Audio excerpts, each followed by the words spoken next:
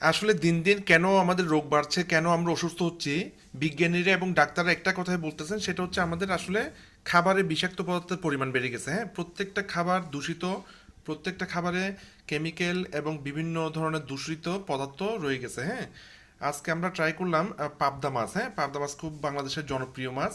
তো পাবদা মাছ নিয়ে ট্রাই করলাম যে পাবদা মাছ থেকে কোনো কেমিক্যাল বের হচ্ছে কিনা। হ্যাঁ, আমি অবশ্যই একটা ডিভাইস কিনছি। ডিভাইসটা চায়না থেকে আনছি।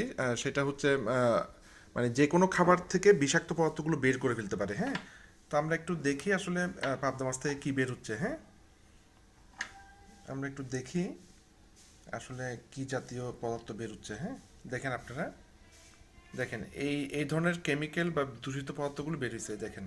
ঠিক আছে, এগুলোই আমাদের রক্তনালীতে গিয়ে রক্তনালী ব্লক করে ফেলে, যে কারণে হার্ট অ্যাটাক বা ব্রেন স্ট্রোক হয়। হ্যাঁ, বা আমরা অসুস্থ হচ্ছি। ঠিক আছে, সেটা হচ্ছে স্পষ্ট বিষয়। এই কেমিক্যালগুলো আমরা মানে যদি মুক্ত করে খেতে পারি, তাহলে আমরা ভালো থাকতে পারবো, সুস্থ থাকতে পারবো।